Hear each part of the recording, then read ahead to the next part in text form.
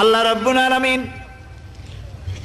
কোরআনে কারীমের ভিতরে নবীজির নাম একটি বারের জন্য নাম ধরে তাকে ডাকেন নাই, বরং তিনি বলেছেন তোমরা পরস্পর পরস্পরকে যেভাবে নাম ধরে ডাকাডাকি করো আমার নবীকে সেভাবে নাম ধরে ডাকবে না।